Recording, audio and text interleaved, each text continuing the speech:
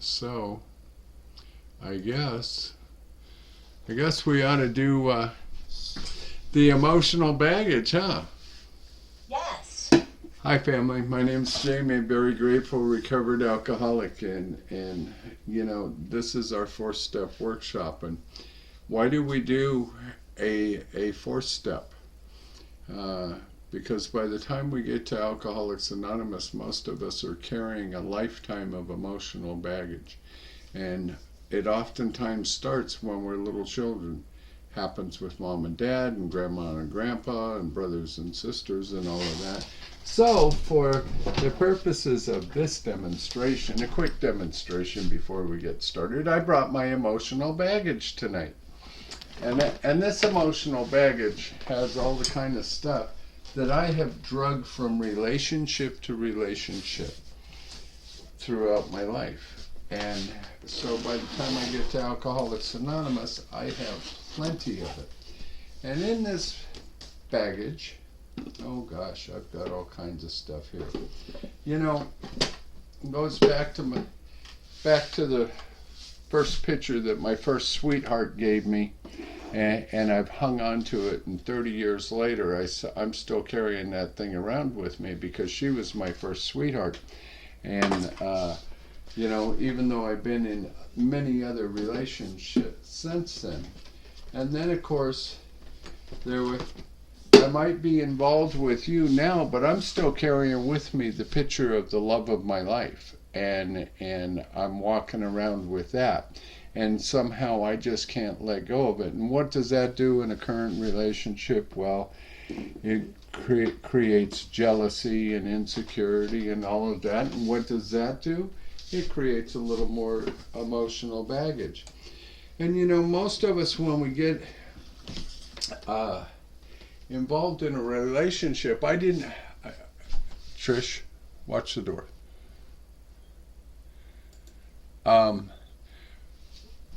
When we get involved in a relationship, what's generally the first attraction? I have never met anybody who was attracted to me for my mind and my wit and my wisdom. Well, maybe now they are, but generally it's some sort of physical attraction or sexual attraction. So, we get together, we hook up, we go home, and one of us turns into the thing that never leaves, and a few years later, it doesn't work out, so we move on to the next person, but we don't take the time to heal from this relationship, so we move on to the next. So generally, here again, things start out in more of a physical nature, and when all of a sudden that great physical stuff that happens in relationships starts to wane, what do I start doing? I start looking for outside pleasure and outside sources. So maybe it's as simple as I go down to the liquor store and I buy some of those magazines that require plain brown bags, right? But in my brain, I'm already cheating. And then we come into the world of technology, and cell phones come out, and all of a sudden there's dating apps, and I meet people, and I'm hooking up, and I'm in this relationship. But here I am, I'm trying to be involved with somebody else because I'm not happy with where I'm at. As we go through the course of the relationship, maybe anger starts to escalate in a relationship, and I'm taking your inventory, and one of these days you make me mad enough that I pick up your favorite statue and I throw it across the room. This poor little guy lost his head when he got thrown across the room, and I break something because don't you know I have the right to be angry about the way that I feel. And so what am I doing? I'm creating emotional baggage in this relationship. So as I go through it, let's not talk about the elephant in the room, which is my alcoholism and my actions and my behaviors, and yet I'm trying to push all the blame off on you.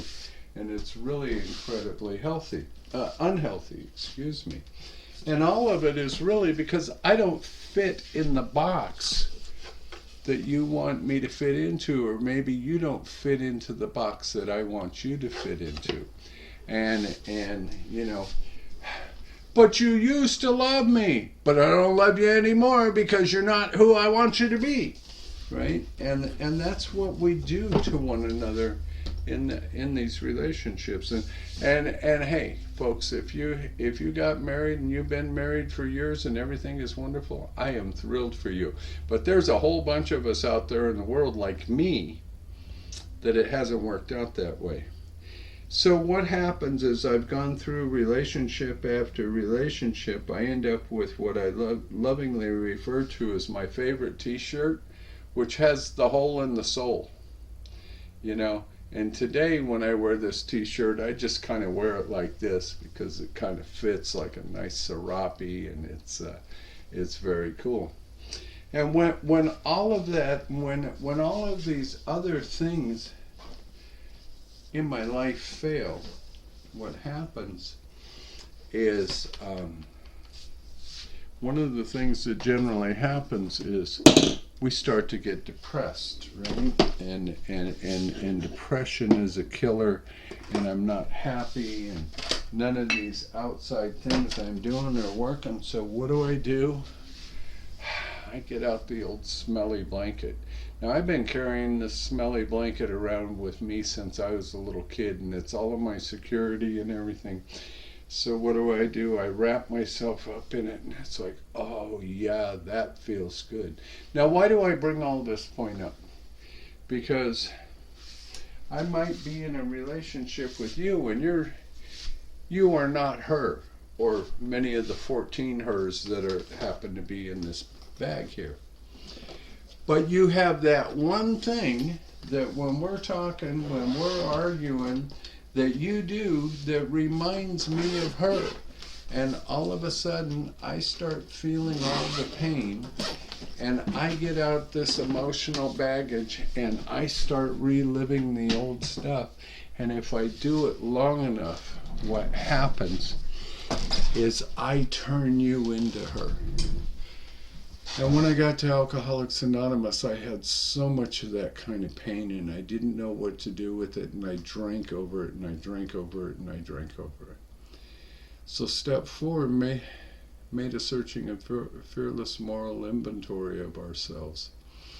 Helps me to sort through why I have all of that old emotional baggage, and it gives me a way to look at myself so that I can heal from it. So Trish is going to stop the screen share, or the spotlight, and we're going to go ahead and start this, but we're gonna do a lead in through step 1, 2, and 3 real quick as well.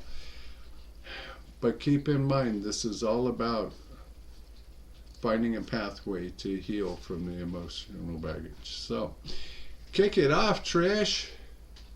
Thanks. I'm Trish, I'm an alcoholic, and I'm glad you're all here. And Jamie, I've got the new Zoom, so I can't see the gallery with the screen share, so that's all on you. Really? Okay. Yep. So welcome to the Lewisburg Primary Purpose Big Book Study 4th Step Workshop. And please visit our website at Lppbbsg.org. Okay, try this, Trish. Drop down to the Zoom icon, click on it, see if it pops up, click one of the pictures, and you may have to drag it from one screen to the next, because that's what happened to me. And then you might be able to see it. Yep. Yeah, that worked? There they all are. Wow, look, all the pickle people. Gotta love it. Okay, Trish, next slide, please. How about that? See? Technology messes us all up, doesn't it? Let's open this up with the set-aside prayer, which is on a screen in front of you. God, please set aside everything I think I know about myself, the 12 steps, the big book, the meetings, my disease. But most especially, God, please set aside everything I think I know about you, so that I may have an open mind and a new experience with all these things. Please let me see the truth. And our preamble. Alcoholics Anonymous is a fellowship of men and women who share their experience, strength, and hope with each other, that they may solve their common problem and help others to recover from alcoholism. The only requirement for membership is a desire to stop drinking. There are no dues or fees for AA membership. We are self-supporting through our own contributions. AA is not allied with any sect, denomination, politics, organization, or institution. It does not wish to engage in any controversy, neither endorses nor opposes any causes. Our primary purpose is to stay sober and help other alcoholics to achieve sobriety. Please keep in mind that this is a workshop. We will be discussing some real-life examples of what could be difficult things for some. While questions are encouraged for clarification, we do not expect any specific discussion to encroach on topics that should be saved for your sponsor or for a one-on-one conversation. Feel free to take notes as you go along. This workshop should not be used as a platform to start sharing your fifth step. It's okay, Trish, I turned mine on. And please use your notebook to write down the slide number from the lower right-hand side of each slide. That way we can take questions at the end, but we'll still know which slide to refer back to for clarification and further understanding. And we're going to start with our triangle here. And so often in Alcoholics Anonymous in the rooms you hear our triangle, unity, service, and recovery, but that's not the way it really is. Everything starts with recovery. Recovery is the foundation of our triangle, and without the foundation, the other two legs couldn't be supported. So, recovery is the mind found in the Big Book from pages XXV to page 164. It's a set of 12 spiritual principles that are the steps. Have you continued to actively take the 12-step process outlined in the Big Book? Unity represents the body, also our traditions found in the fellowship. Set of 12 spiritual principles found in the traditions. Do you have a group you're committed to? Is your group committed to the 12 steps, and does the group live by the 12 traditions? And service and spirit, found in carrying the message. Set of 12 spiritual principles found in the 12 concepts. This applies from the group level through the service structure all the way to GSO. Are you working with others and taking them through the 12 steps? The wonderful thing about this is we actually have more than just 12 steps. We have 36 spiritual principles that we can live by. And I think it's on a later slide, but I do just want to throw it in now because this slide has a whole lot of information. Feel free to take a screenshot, or if you're on your computer and you're not sure how, hold your phone up to the screen and take a picture. That is okay. Absolutely. And come back and visit us often because we like doing this.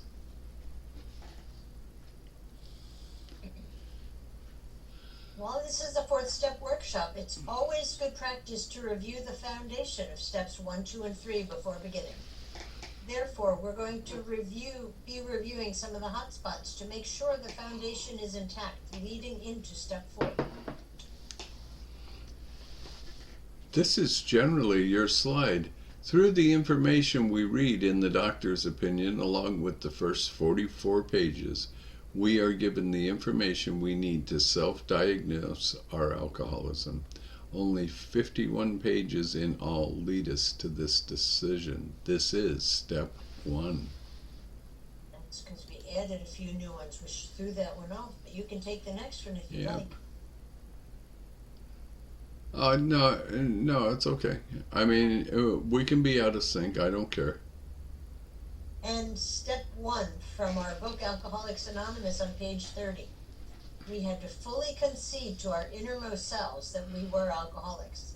This is the first step in recovery. The delusion that we are like other people, or presently may be, has to be smashed. Bang! Being convinced from page 60 of our big book, and we look at the ABCs in just a little different context, but still having the same meaning. A, am I convinced that I am an alcoholic and that my life is unmanageable? Step 1. B, am I convinced that no human power could have relieved my alcoholism? Still step 1. And C, am I convinced that there is a power greater than my own power that can and will relieve my problem? A and B. Step 2. And let's refer back to We Agnostics in our book, page 50 and 51. And this chapter is a pathway of letting go of old ideas and old beliefs and opening my heart and my mind to finding new ideas and new beliefs. And the book says, this happened soon after they wholeheartedly met a few simple requirements. Once confused and baffled by the seeming futility of existence, they show the underlying reasons why they were making heavy going of life. Leaving aside the drink question, they tell why living was so unsatisfactory. They show how the change came over them. And we're going to read this in the first person. This is from our book, Alcoholics Anonymous, pages 60 through 62. If my arrangements would only stay put, if only people would do as I wish, the show would be great. Everybody, including me, would be pleased. Life would be wonderful. In trying to make these arrangements, I may be sometimes quite virtuous. I may be kind, considerate, patient, generous, even modest and self-sacrificing. On the other hand, I may be mean, egotistical, selfish, and dishonest. But, as with most humans, I am likely to have varied traits. What usually happens? The show doesn't come off very well. I begin to think life doesn't treat me right. I begin to exert myself more. I become on the next occasion still more demanding, or gracious as the case may be. Still, the play does not suit me. Admitting I may be somewhat at fault, I am sure that other people are more to blame. I become angry, indignant, self-pitying. What is my basic trouble? Am I not really a self-seeker even when trying to be kind? Am I not a victim of the delusion that I can wrest satisfaction and happiness out of the world if only I manage well? Is it not evident to all the rest of the players that these are the things I want? And do not my actions make each of them wish to retaliate, snatching all they can get out of the show? Am I not, even in my best moments, a producer of confusion rather than harmony? I am self-centered, egocentric as people like to call it nowadays. I am like the retired businessman who lolls in the Florida sunshine in the winter complaining about the sad state of the nation. I am like the minister who sighs over the sins of the 20th century, and I am like politicians and reformers who are all sure that all would be utopia if the rest of the world would only behave. I am like the outlaw safecracker who thinks society has wronged him. I am like the alcoholic who has lost all and is locked up.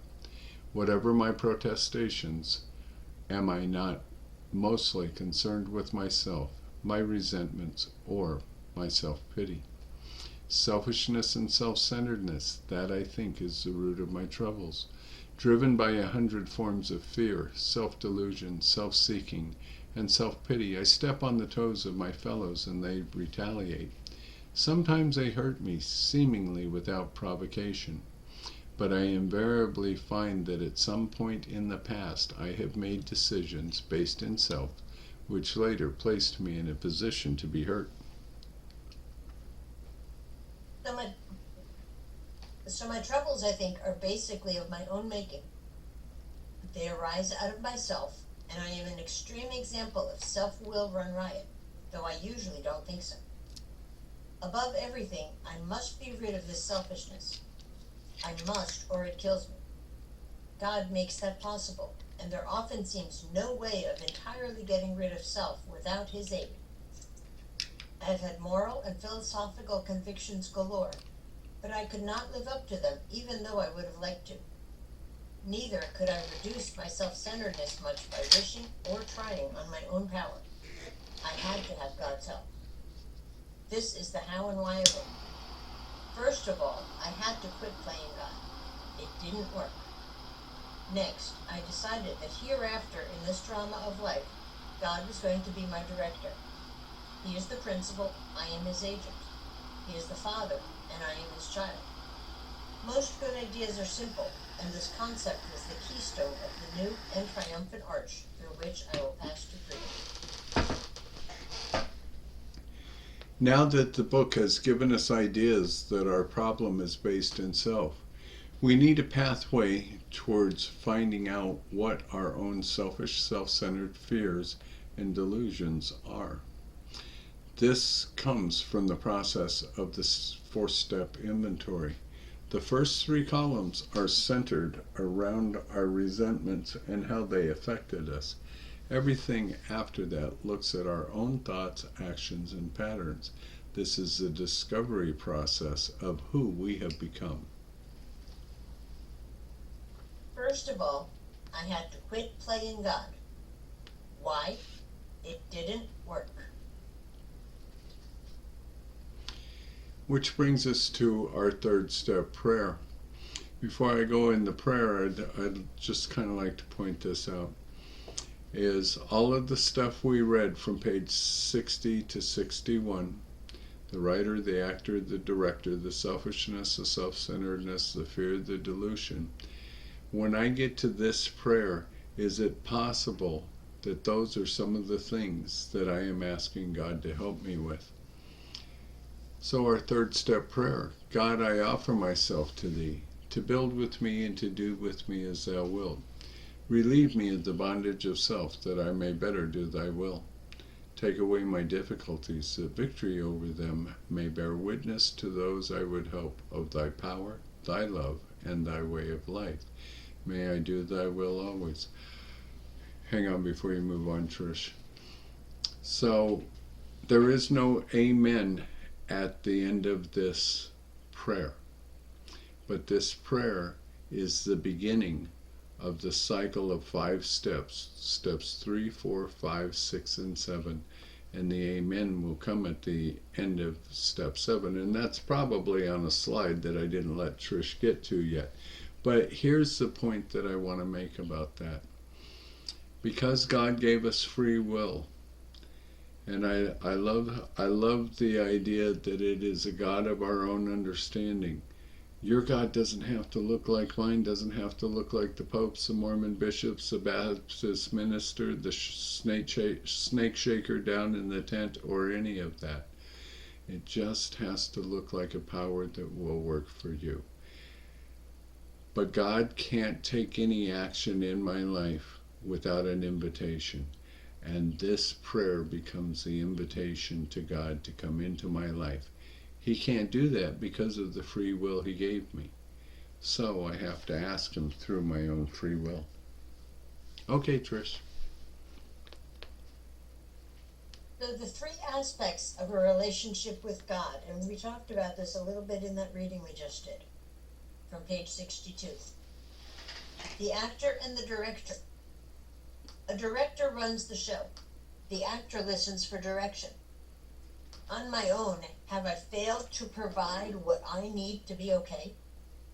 And am I ready to make the decision that hereafter God will direct my life? The principal and the agent. An agent represents who the principal or employer would have them be. Have I failed to be the person that I would have me be? And have I failed to make others who I need them to be? Am I ready to make the decision that hereafter I will represent who God wants me to be? And father-child. A child trusts their father can provide what they are incapable of doing on their own. Have I failed in directing my life on my own power? And am I ready to make the decision that hereafter I will trust that God will provide what I need? So, there's a whole lot of 4-step workbooks out there that are available. However, the 4-step was never meant to be a check-the-box kind of inventory. The instructions in the book always say referring to our list which we have written in detail. So the idea here is that just a plain pad and a pen or a pencil become our workbook in conjunction with using the Big Book of Alcoholics Anonymous. And I like the two hard-headed bison at the top of that notebook because, or at the top of that pad, because I was definitely hard-headed. Not saying anything. No comments from the peanut gallery. No comments from the pickle gallery. That's right. Before I begin, is it your slide? Sorry. Before I begin, I pray something like this. God, please help me see the truth about the things in myself which have been blocking me from you. So now I begin. So if you happen to have your books in front of you and you open it up and you look at page 65, you'll see there's 3 columns there, but we're only going to talk about the first 2 right at the moment. And this is how we start our resentment list, and we're usually as definite as this. First 2 columns, and we work each column from top to bottom. We list all of the names, and then once we have all of the names listed, we go back and we list the cause. And the reason that we do that, folks, is because if we go name, cause, problem, which is our third column, how it affected me, we're going to get through the first one or 2, and we're going to say, oh hell no, this hurts, I'm not doing it. So if we can get through all the names, then we can go to the causes and then move into the next part of it, which Trish is about to talk about right now. You're going to read this whole slide. Oh, you're right, I didn't. I'm sorry. I just got into splaining, Lucy. So, I'm resentful of Mr. Brown, Mrs. Jones, my employer, and my wife. And the cause is Mr. Brown's attention to my wife. Mr. Brown told my wife of my mistress, and Brown might get my job at the office. Mrs. Jones, she's a nut and she snubbed me. She committed her husband for drinking, and he's my friend. She's a gossip. My employer, unreasonable, unjust, and overbearing, and threatens to fire me for drinking and padding my expense account. And my wife misunderstands and nags me like Brown, and wants the house put in her name.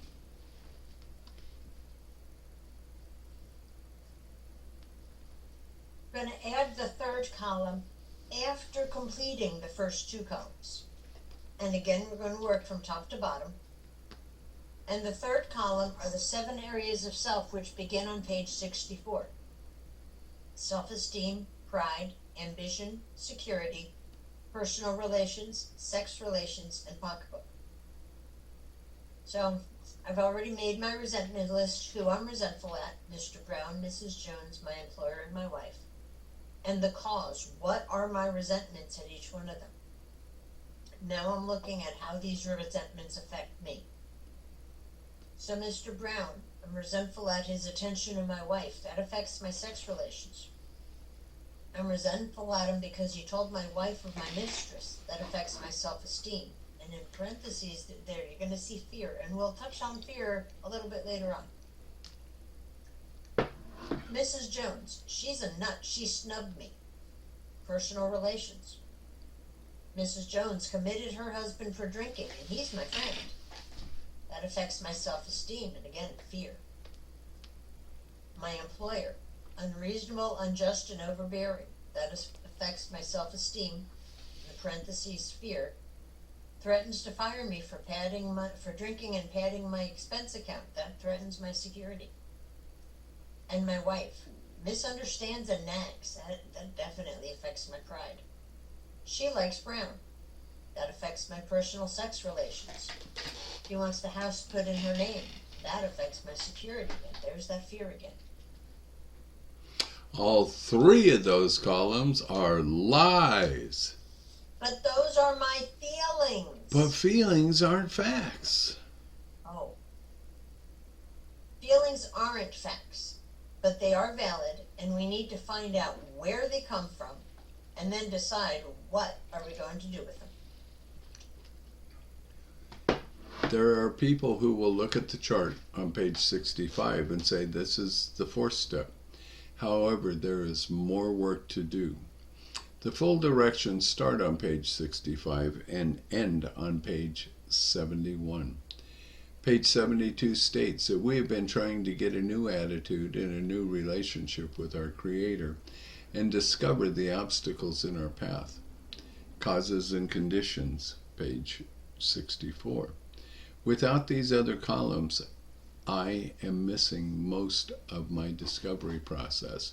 The following slides are the rest of the process. And might I say, without these other columns, I'm missing all my discovery process, because those first three columns are all focused on the other person, not quite yet on me. Oh, you mean we might miss our defects of character? Yep. Alrighty then. All those causes and conditions we talk about.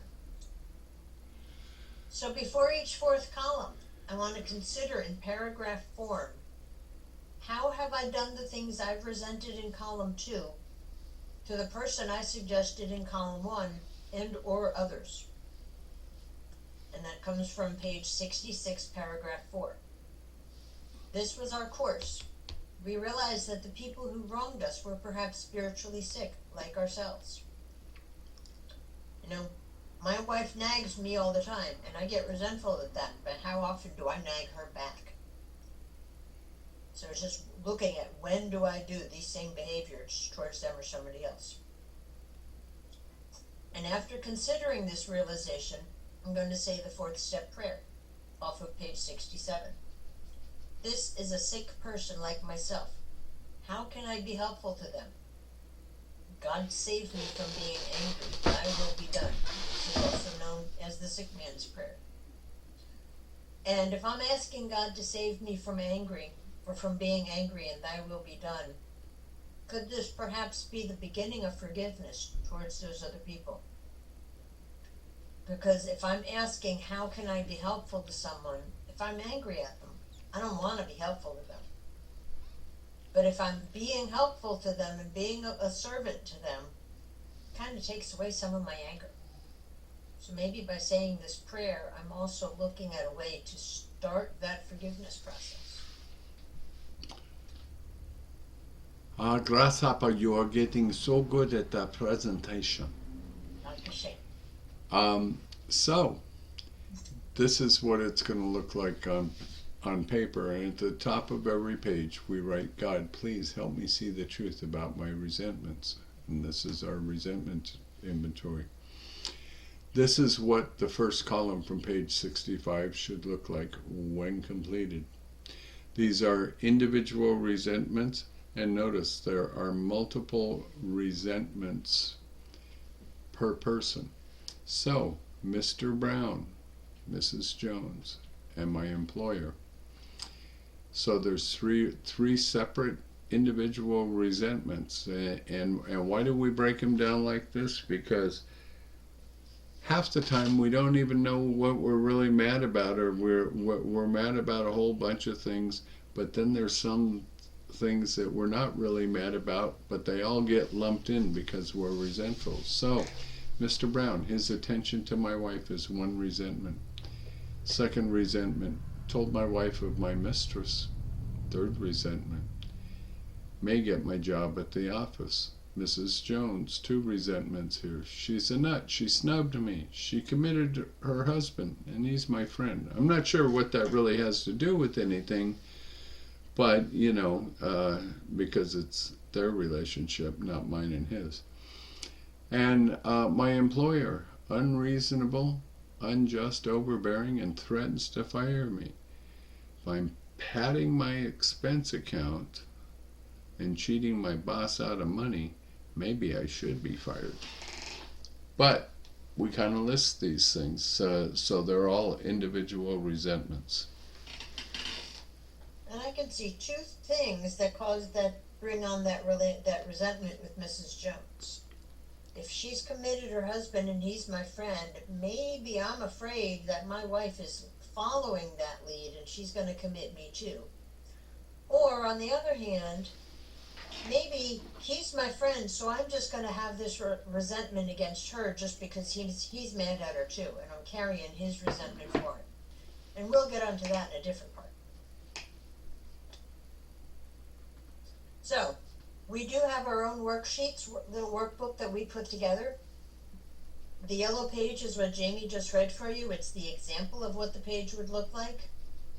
And if you're interested in our worksheets, just pop your email into the chat and I will send them out to you at the end when we're done.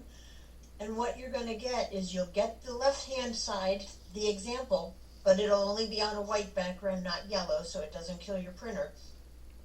And then the actual worksheet side is the blank one on the right-hand side, and you just go in and you fill in all the blanks. Instead of being a check the box inventory, it's a fill in the blank inventory. Yeah. So that our third column, we look at the 7 areas of self, and these are found on pages 64 and 65. In the big book, focus will be on self-esteem, pride, ambition, security, personal relations, sex relations, and pocketbook. Okay, and I'll just disqualify this real quick. The sex relations have absolutely nothing to do with the act of sex itself. Nobody cares what you're doing in your bedroom, but it does have everything to do with how we interact with one another when we're in relationships. So, I ask myself, how do my resentments affect me in these areas of my life? Keep in mind again that sex relations have nothing to do with sex itself. Rather focus on male, female, male, male. In today's world, I don't know, it could be a male and an elephant for all I know, relationship or the partner of choice. While pride is not listed in these pages, it is included in the 7 deadly sins, which is discussed in the 12 and 12 in step 4 on page 48. It also ties very closely with self-esteem and gives me a different perspective on looking at myself. The 7 deadly sins are pride, greed, lust, anger, gluttony, envy, and sloth. So now we're moving into that fourth column. And I put 7 areas of self up in the left-hand corner, just so you can refer back to them. The self-esteem, pride, ambition, security, personal relations, sex relations, and pocketbook. Can I say something about this page real quick, Trish? Yeah. Don't let this page, because it looks so busy, scare the hell out of you, because part of it is instruction. That whole left-hand column there is nothing but instruction. The rest of it is the work. Okay, Trish, thank you. Thank you very much. You're welcome very much. So we use 1 page for each resentment, not 1 page per person. And that way we can untangle each resentment from each other. So I don't have the big ball of yarn or the big ball of spaghetti. If I have 6 different resentments at somebody, I'm going to have 6 different pieces of paper on that person. And that way I can look individually at each resentment. And that way, if I have a couple really big resentments, a couple really little resentments, I might be able to slowly work away at forgiving for the smaller ones and then work into the big ones. And separate out what is truly each resentment for this that's going on. Up in the right-hand corner, you'll see the first name, Mr. Brown. The first resentment is attention to my wife, and if you remember that example from the book, it has Mr. Brown, I have 3 resentments against him, and this is the first resentment of 3. At the top of every page, I'm going to write, or on our papers, it's already there, so read it or write over it. But remember, God, please let me see the truth. We want to invite God into the process so that I'm not just writing out of my own head. I'm asking God to direct my pen as I'm writing so that I can see the truth. And then the instructions, affects mine. I want to keep columns 1 and 2, who I'm resentful at and why I'm resentful at them, while writing this 3rd column. Referencing page 65, paragraph 3, we considered it carefully. I want to look at the 3rd column and consider the opposite of each sentence and let the inventory reveal the fears behind each of the 7 areas of self. And those fears are just going to be listed all the way down on the right-hand side. So the first one of the 7 areas of self is self-esteem. How do I see myself or feel about myself in this relationship with this person? What role have I assigned to myself? Sentences might start with I am. And for example, Mr. Brown may think, I'm the best husband she could have. Or, I'm the worst breadwinner that there is. A possible fear here, I'm not good enough for my wife. He might be stealing my wife. And then pride, how I think others see me or how I think others feel about me. What's the role that I have assigned myself in others' lives? The sentences might start with others should or others should not. The resentment against Mr. Brown is others should not pay so much attention to my wife. And a fear there could be being alone or the fear of abandonment if she runs off with him. And moving into ambition, and there again, left-hand column, where we still have instruction and we're still in the 7 areas of self. So I take a look at my ambitions in that 3rd column. What do I want to happen here? Sentences start with I want. Example is I want a healthy, happy relationship. Or maybe it's I want to be left alone, damn it. And so what are the fears associated with that? Maybe being alone or losing everything. Security. What do I need to be okay here? And sentences start with I need blank to be okay. Example, I need my wife to love and respect me. I need Brown to respect my marriage. The fears associated with that might look something like being disrespected or being unlovable. Personal relationships, my deep-seated beliefs on how this relationship is supposed to look. For example, wives trust their husbands. Friends should respect me in my marriage, and the fears associated with that. Maybe it's not being accepted or not being respected. Sex relationships. Did I do that already? No. Again, my deep-seated beliefs on how real men and or women are supposed to be. Sentences start with a real man and or a real woman. Real men don't pursue other men's wives. Fear there might be abandonment. Pocketbook. Affects my finances. Sentences start with no one should. Example, others should not go into my wallet without my permission. No one should go into my phone without my permission. Brown shouldn't ask my wife to dinner and then ask her to pay for it. What's the fear associated with that? Well, probably financial insecurity. One of the reasons we used a phone on this, for example, how many of us do have personal sensitive information on our phones today? Maybe we have PayPal or Venmo, or we've got some sensitive banking information. Somebody else gets a hold of my phone and starts going through it, and what happens in my world if they decide to Venmo themselves $300? So it's very much a trust and a respect issue. I want to go back to sex relations for for just a second.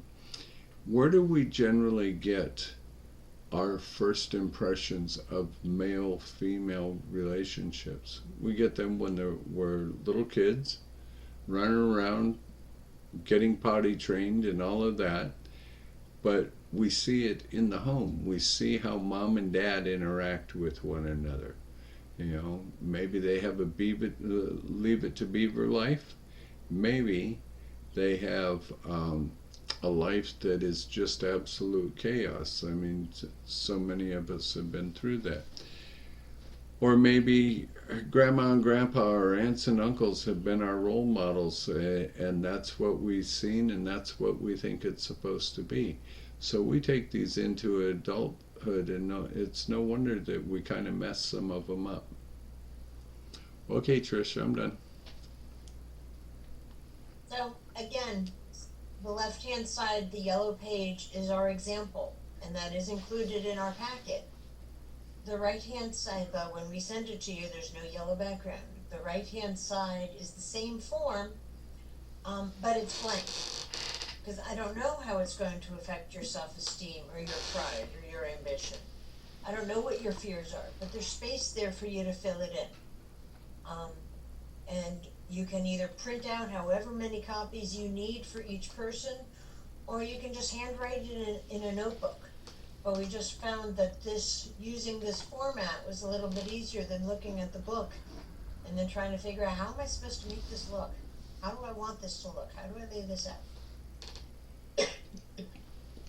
And I would like to add that when we send those pages out, there will be 13 instructional pages, which are the same instructions you're seeing us present tonight, so that you can look at them and then do the work on the blank pages. Our fourth column worksheet. This is where we discover, or where I discover, my defects of character. Some of you may have already discovered some of my defects of character all on your own. The directions are found on page 67, paragraph 2 in the big book. We use one page for individual. Resolutely look for the harms that I have done to others and list where I am to blame. This will be the foundation of my 8-step list. This form may need to be modified for institutions. I continue to recognize my fears. The directions for the fear inventory is found on page 68. And our example page. And again, at the top of every page, I'm going to write or read or trace over what's already there. God, please let me see the truth. God, open my heart so I can see what you want me to see. God, get me out of the way so I can do this work the way you want it done. Something to ask God into the process.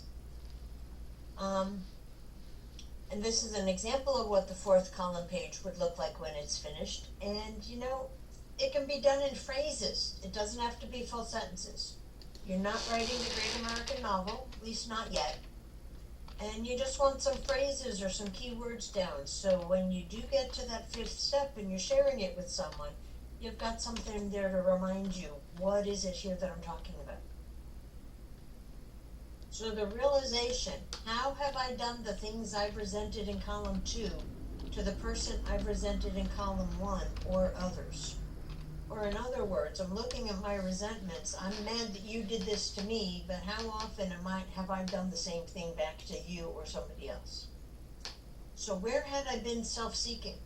And I want to look around that whole resentment. What did I do? Where was I to blame? What were my selfish actions and activities? Who did I affect, and who else did I pull into the drama? I placed blame. I acted out. I called your boss to tattle. You really weren't sick, you were hungover. I said I was going out with my friends, but I was really going out to get laid. Where had I been selfish? What was my selfish thinking? What was I thinking while I was doing the above actions, the self-seeking actions? What were my selfish attitudes? I demanded that I got my own way. I was filing for divorce papers in my mind while we were in bed together. I had it all planned out. You were going to pay and I was going to cut you off. Where had I been dishonest? What were the lies I was telling myself that resulted in my selfish thinking above? Where was I in delusion? I could find someone better. You would never be good enough. You didn't care about me and our family. Where had I been afraid? What are the fears that drive the delusions above? I was afraid I would be alone, even though I didn't want you. The children wouldn't have their other parent. I wouldn't be able to pay the bills and we would be homeless. I feared for my safety or retaliation. The above fears drive the dishonesty that result in the selfish attitude behind the self-seeking actions. Then I want to consider if there's any other fears that I need to add to my fears list. And I also want to look at the opposite of each fear, and if it applies, add it to the list. Don't just look for the negative fears, but look for the positive as well. For example, I fear being alone, but I also fear going out and meeting another abusive partner. I fear being homeless, but I also fear having to move back in with my parents. I fear losing my job because of the lies I told while I was out there drinking. But I also fear my truth. I fear being successful. I fear having too many friends. And the harms. Do I see the harm that I caused? And I want to look around the resentment. I want to look at my parents, siblings, extended family, friends, employers, innocent bystanders. And we bring these people up on first specifically. These innocent bystanders are the friends or the coworkers who I complained to, who had absolutely nothing to do with the situation. Maybe I had a big fight with my boyfriend. And I bring in one of my girlfriends and I say, hey, can you believe what he did? And just go on and on for 10 minutes. And all of a sudden I'm convincing her to take my side. Her boyfriend may be a friend of my boyfriend. And I'm trying to split them. I want her to take my side because her boyfriend I know is going to take my boyfriend's side. And what I'm doing here is I'm asking her to pick up my resentment and carry it along with me. I want my resentment to become her resentment. If it's at work, maybe I got called on the carpet for something I did by my boss. And I'm going to go find a coworker who I get along with and I know that doesn't like my boss. And I'm going to go in and I'm going to say, do you believe what she said to me? And I'm going to get this person who has nothing to do with that discussion I had, get her to carry that resentment, and she's going to be just as mad at my boss as I am, and it's really none of her business. So what are some of the harms that I've caused? Trish, spotlight me before you go into the harms. Let's talk a little bit more about the fears. We generally talk about it at some other point, but we use the word fear as a blanket word, but we never really define what they are. In a few more slides we'll start defining what some of those fears are, but we just throw the word fear out there. Oh, it's fear, and what happens is we become paralyzed by our fears, and what we do is we blanket everything with us. We throw it over this and we throw it over that, and everything becomes covered up in fear until the point comes when we ourselves become covered up in fear, and we are once again living in that depression that is driven by fear. So this whole process and looking at it, while it might be painful, it's only temporarily painful because it is getting us to a solution to working through those fears. Okay, thank you.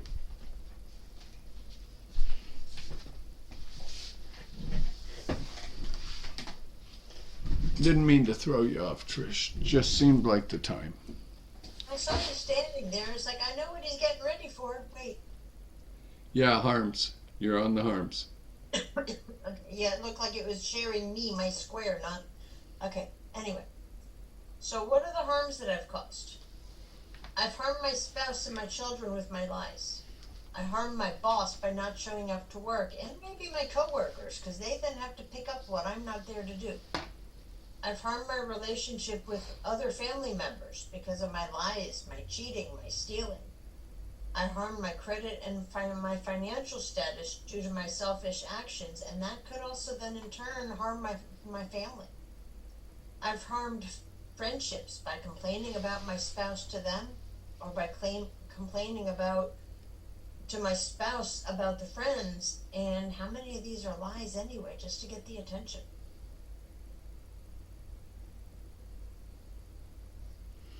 So the fear inventory. Back to the big book. Read the big book from page 67, third paragraph. Notice the word fear.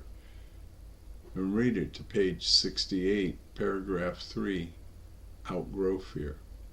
List all the fears. Make a graph of columns or use a fear inventory template, which we have one to show you. We will focus on the first column, and then we will look at each individual row. Take all of your fears that you wrote from your inventory and make one single list in the first column all the way across. List each fear only once in the first column. We ask ourselves, why do I have this fear? Look around each fear. The next slide will show you how to follow the trail of fears by looking at the fears hidden behind each fear. Reference page 68. We reviewed our fears thoroughly. We put them on paper even though we had no resentment in connection with them. We ask ourselves why we had them.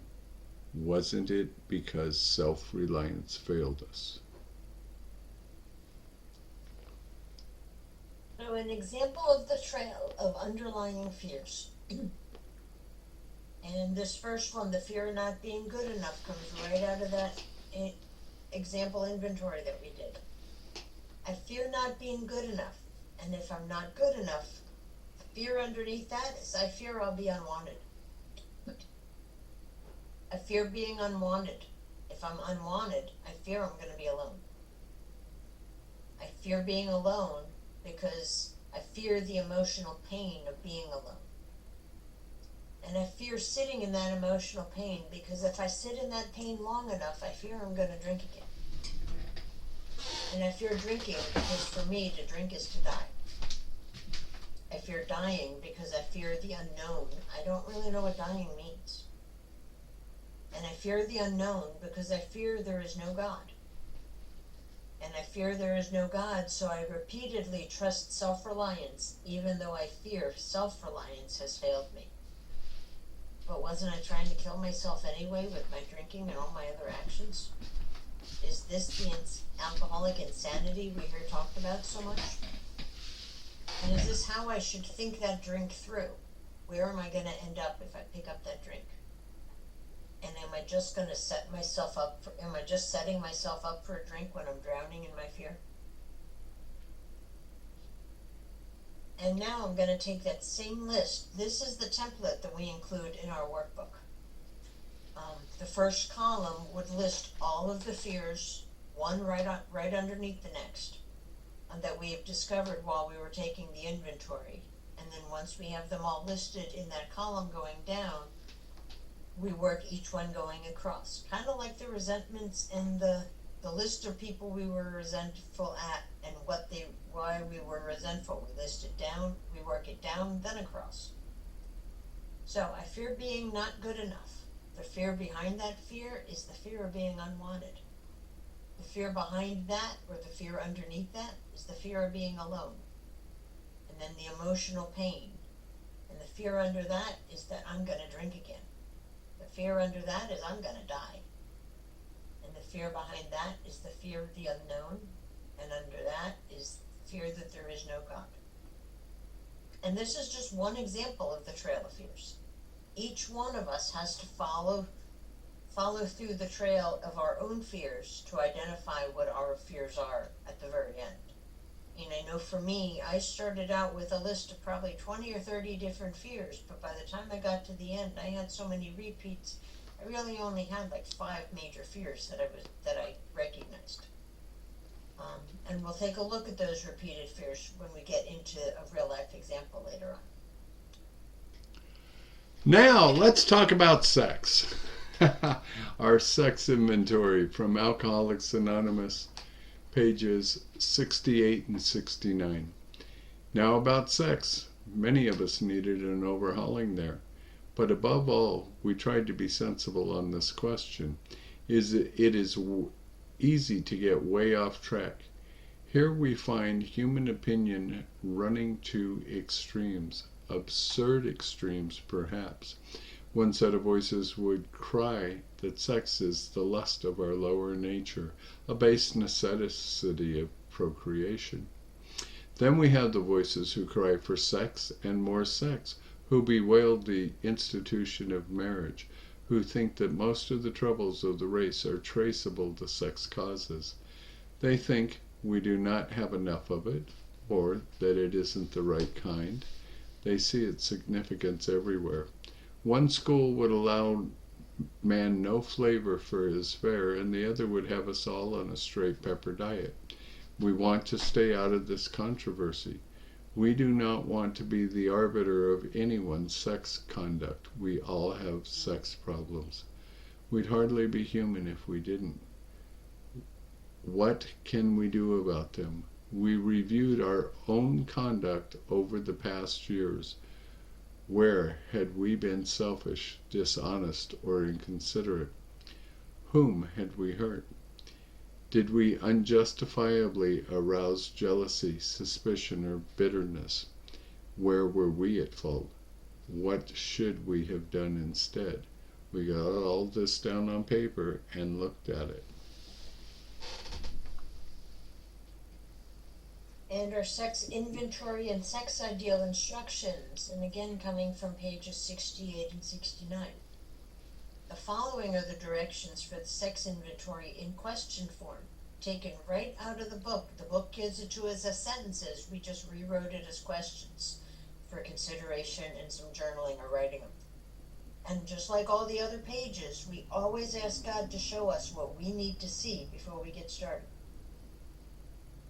So, first, we're going to read the big book from page 68, the 4th paragraph, where it says, now about sex, the part where Jamie just read. We're going to read that all the way to page 70, the 2nd paragraph, where it ends, would bring heartache, so a little bit longer than just that one screen. Then pray. Invite God into the process, and then make a list of all the relationships in my life. And last, determine what can be done.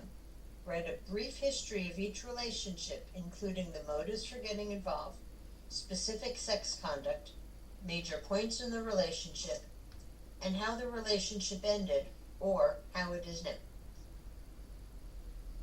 Your turn. I review my conduct and look at each relationship, answering the following questions. Where had I been selfish? Where had I been dishonest? Where had I been inconsiderate? Whom did I hurt, including those that we brought into our drama, including the innocent bystanders? Did I arouse jealousy? Did I arouse suspicion? Did I arouse bitterness? Where was I at fault? What should I have done instead? The answer to the last question is never, I shouldn't have gotten involved in, because I can't change the past. I did get involved, and now this has become an experience of my life. Refer instead to what should I have done, or how should I have behaved in the relationship. Make sure you're especially complete about the answer, since it will later be used in the sex ideal. And writing my sex ideal from pages 69 to 70. In this way, we tried to shape a sane and sound ideal for our future sex life. We subjected each relation to this test. Was it selfish or not? We asked God to mold our ideals and help us to live up to them. We remembered always that our sex powers were God-given and therefore good, neither to be used lightly or selfishly, nor to be despised and loathed. Whatever our ideal turns out to be, we must be willing to grow toward it. We must be willing to make amends where we have done harm, provided that we do not bring about still more harm in so doing. In other words, we treat sex as we would any other problem. In meditation, we ask God what we should do about each specific matter. The right answer will come if we want it. God alone can judge our sex situation. Counsel with persons is often desirable, but we let God be the final judge. We realize that some people are as fanatical about sex as others are loose. We avoid hysterical thinking or advice. Yep, we're not auditioning for the Jerry Springer show. Suppose we fall short of the chosen ideal and stumble. Does that mean we're going to get drunk? Some people tell us so. You know what we're missing here, Trish? We're missing the page number that comes from. Sure. Oh, okay. Gotcha. But it's only a half-truth. It depends on us and our motives. If we are sorry for what we have done and have an honest desire to let God take us to better things, we believe we will be forgiven and will have learned our lesson.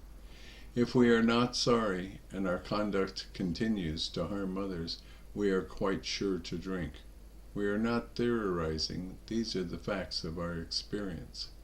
To sum up about sex, we earnestly pray for the right ideal for guidance in each questionable situation, for sanity, for the strength to do the right thing.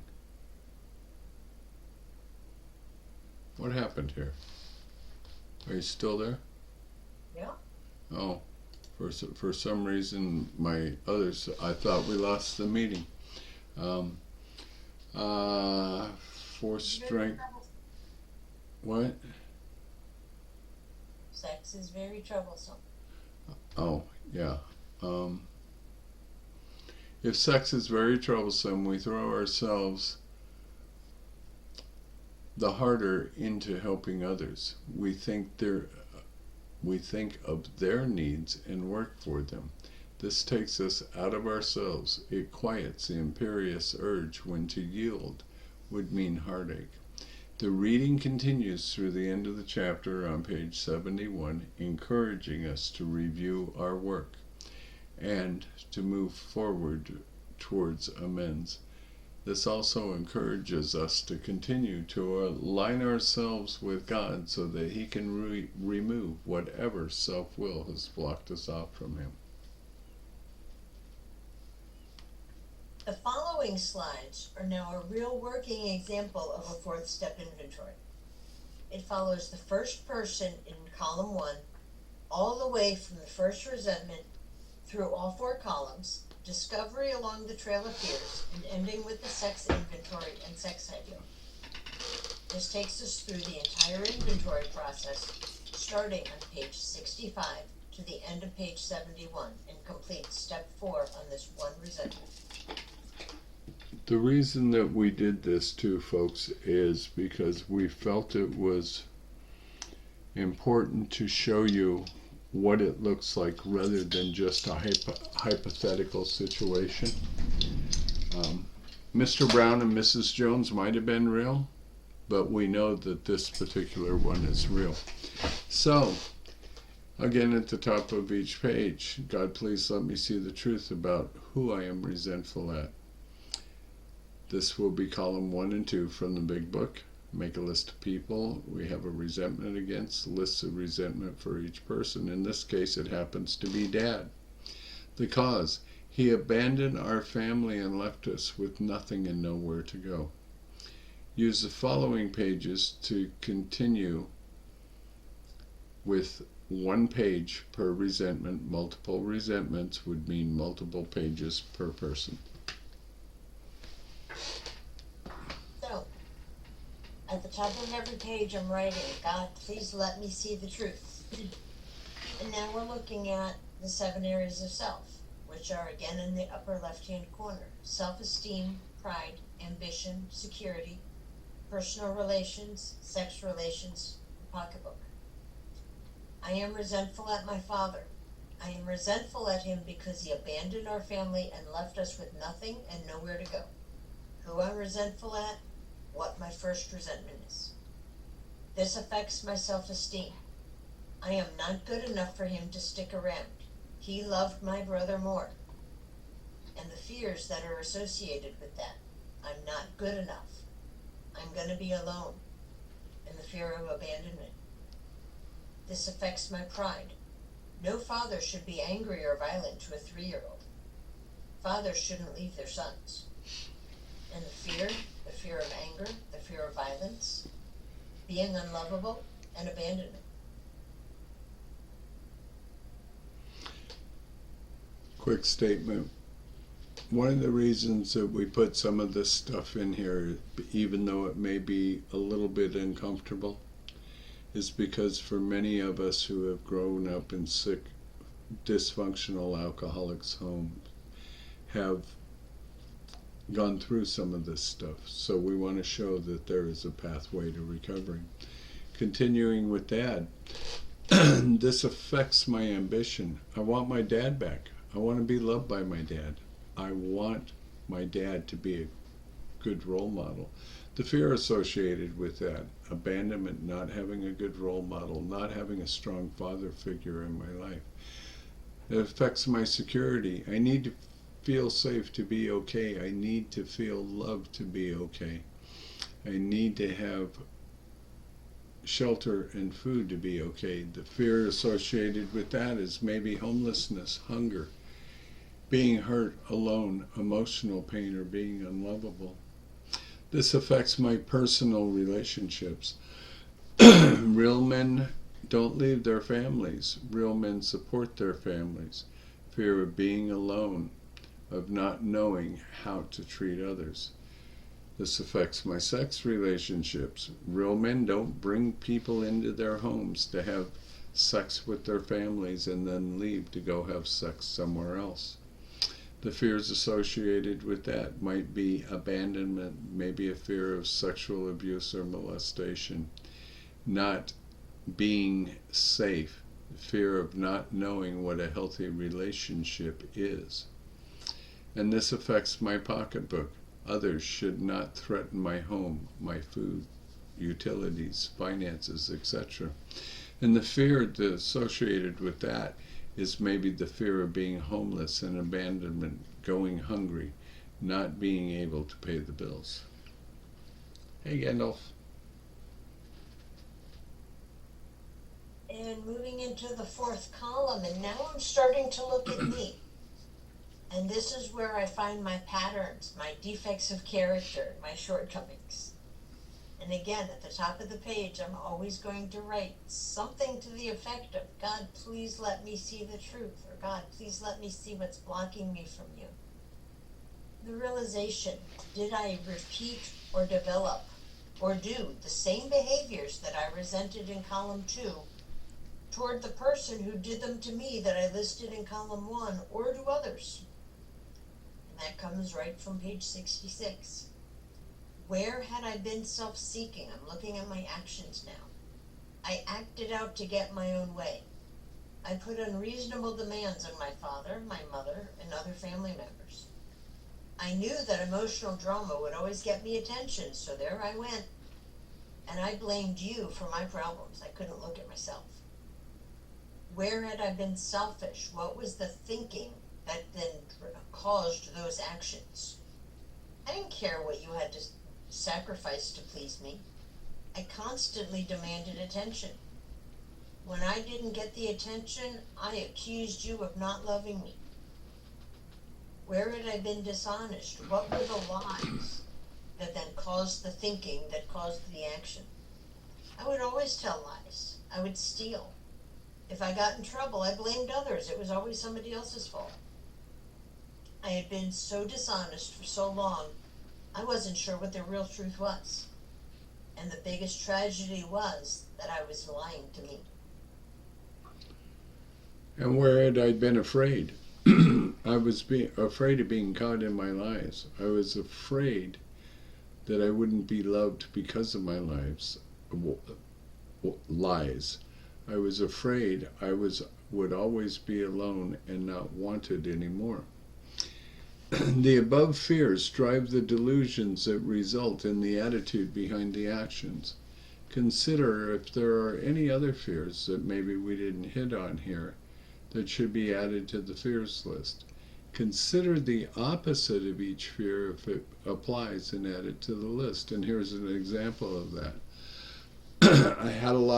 I had a fear of abandonment, or a fear of staying in a toxic relationship, a fear of being alone, or filling my life with the wrong people, fear of too many people in my life, or fear of being invisible to others, staying in a bad relationship, or not being financially stable enough to be on my own.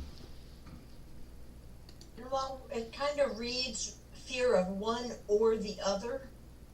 The or is really just here's one side, here's the opposite side. Two different ways to think of the same situation. And now the trail of fears. And looking, as the book directs us, list our fears and then look at what's underneath those fears. So in that very first column, I'm going to list all of those fears that I've discovered in my work so far, and I'm going to list them top to bottom. And even if they've come up more than once, I'm only going to list them once here.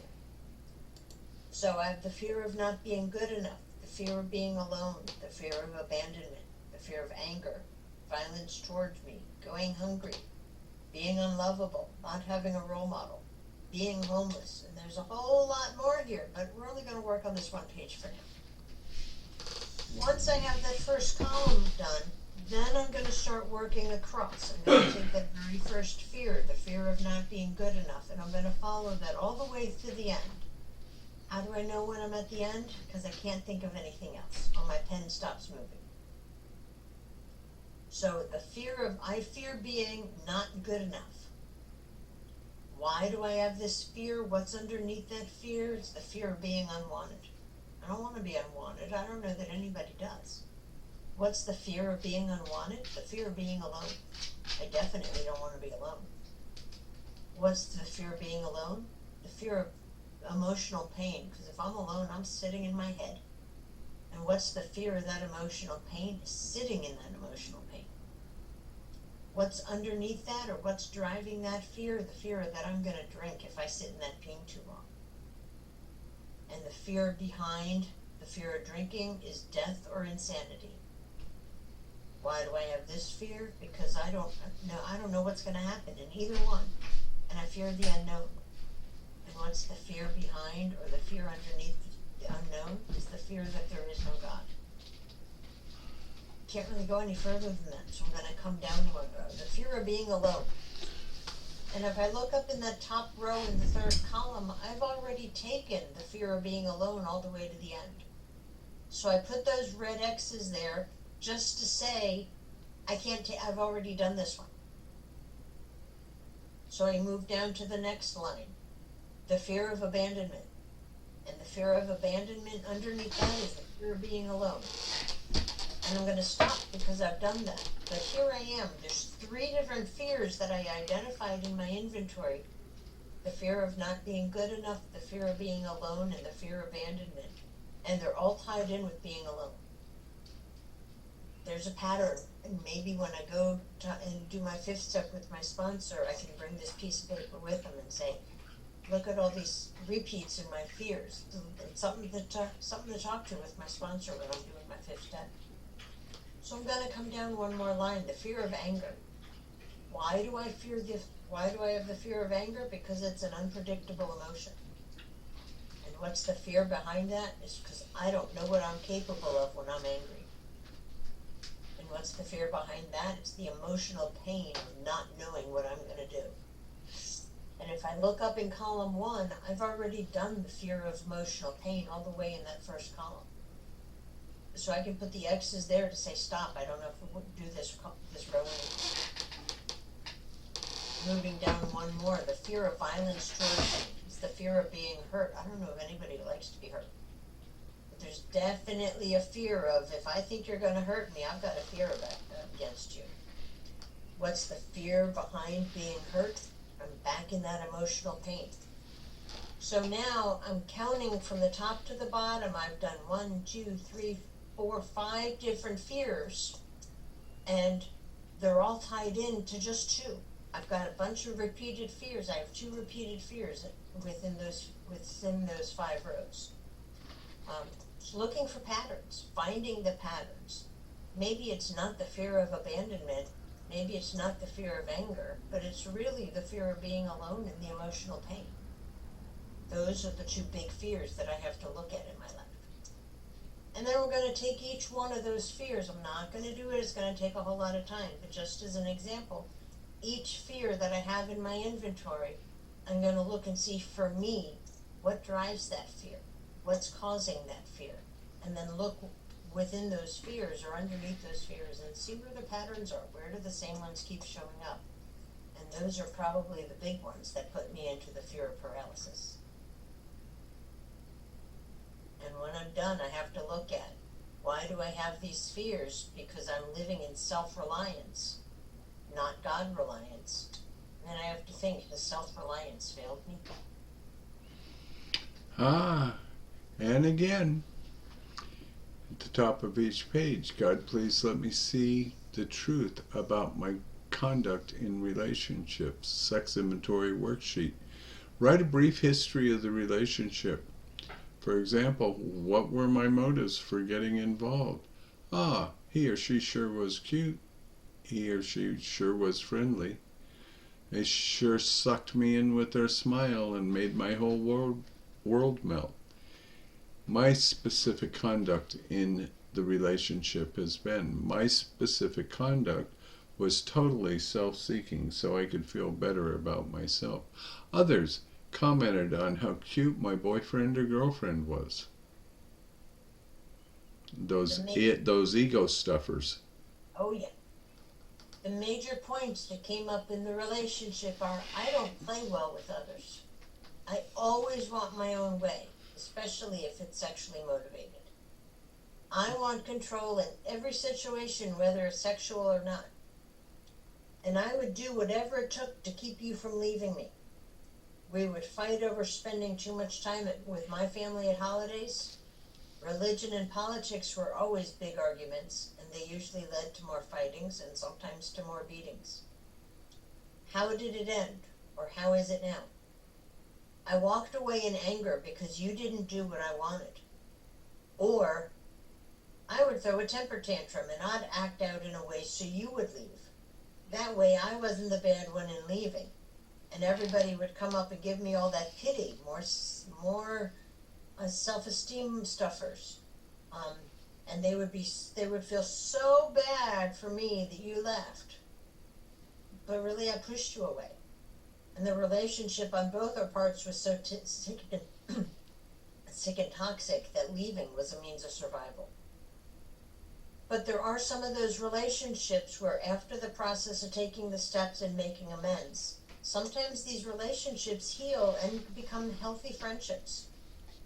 Not always, but sometimes. But the important part is that we have taken a look at and taken responsibility for my own part. And continued, look at each relationship and answer the 9 questions. Where had I been selfish? Concerned only with myself. I wanted sex all the time. Or I never wanted sex. I was demanding. When I didn't want sex, I pushed you away or rejected you. I demanded unhealthy or unreasonable sex. Where had I been dishonest, deceptive, or fraudulent? I said you were the only one, but you weren't. I said I was going to work early, but I stopped by to see my girlfriend first. Where had I been inconsiderate, disregard for others?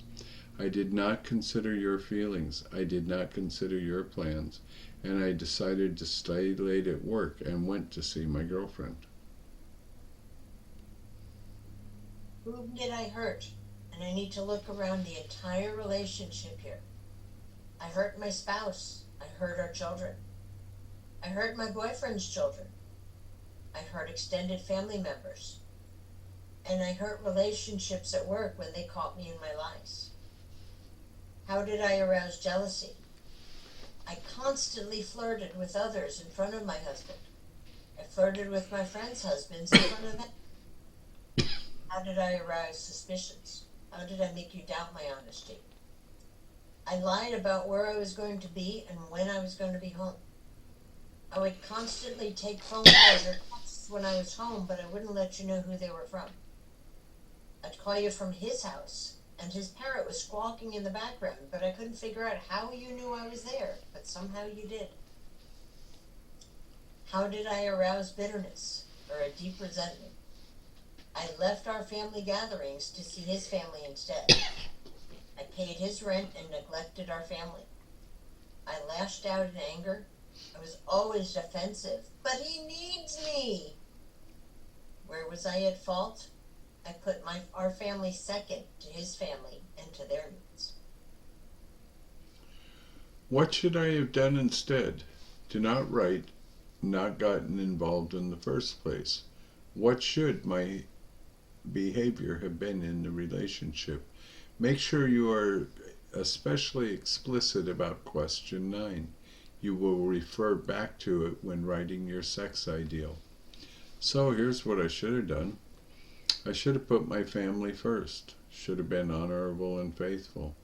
Financially and emotionally supportive to my family. I should have been kind, loving, and tolerant. I should have taken care of others' needs before mine. I should have prayed and asked God for help. The harm. Writing any specific harms that come to you while writing. The realization that I caused deep emotional wounds in my family that may never be repaired. Many of these things I did could be considered abusive or narcissistic. In my own experience, I have caused unknown and sometimes irreversible damage to other people's lives. And a prayer. God, I ask you to help me mold the ideal relationship, what the ideal relationship should be in my life, that I may be able to live by that ideal and live in a healthy relationship with others. Amen. Now that we have followed the instructions and taken a look at ourselves and our conduct, let us now turn to page 69, paragraphs 3 and 4, and refer to the instructions in finding our sex ideal, or in writing our sex ideal. In this way, we tried to shape a sane and sound ideal for our future sex life. We subjected each relation to this test. Was it selfish or not? We asked God to mold our ideals and to help us to live up to them. We remembered always that our sex powers were God-given and therefore good, neither to be used lightly or selfishly, nor to be despised or loathed. Whatever our ideal turns out to be, we must be willing to grow toward it. We must be willing to make amends where we have done harm, provided we do not bring about still more harm in so doing. In other words, we treat sex as we would any other problem. In meditation, we ask God what we should do about each specific matter. The right answer will come if we want it. There are 12 steps and 12 traditions for recovery. There are 11 chapters in our book. Is it possible that chapter 12 in your book will be your story? So how will it read? Finding yourself through this inventory could be the beginning of your chapter 12. It's now up to you to write your chapter 12. Just a quick note on the 5th step. The bottom of page 74 to the top of page 75 gives us the directions of how to choose who is to hear our 5th step. Its suggestion is that we find someone that will keep our confidentiality. This could be a priest, minister, or rabbi, or counselor. people who are bound by confidentiality by law. However, experience has taught us of the value of taking this step with another alcoholic, or sponsorship. We believe that the advantage to this is the experience of another alcoholic who knows where to direct us next to the process of recovery. We recommend that you prayerfully ask God to bring the right person into your life to help through this process. We hope that you will continue to join us for our bi-monthly workshop. As this work is only a beginning into the truth about ourselves, it is our experience that when people return month after month with new questions, we all grow in effectiveness and understanding. We continue to ask God to mold us into the people He would have us be, so that we can help others to find their truth. Yours in service with love, Lppbbsg. And that is a 4-step workshop. Are there any questions, or Jess, are there any? I know Donald has questions. Jess, is there anything that you'd like to us to go back to? Any slides for a little more clarity or anything? I'm sure there will be, but not right now. I took Okay, lots of notes and screenshot. good. Um, Keep are coming the back. yeah, can you guys make the slides available as well? We don't make the slides available, but Okay. we do have we will provide the workshop, or the Podcast on workshop. well, we've got the podcast. We're podcasting it too, so that'll have all of the slide content in it. But we are happy to provide the worksheets for it. Okay, so where's the podcast and what's the name? You can. Trish is going to put the link into it right now, and tomorrow night by tomorrow night it'll be up on YouTube. It'll be on our website tonight, but that requires Castbox. Okay, great, thank you. And of course, we record in audio only.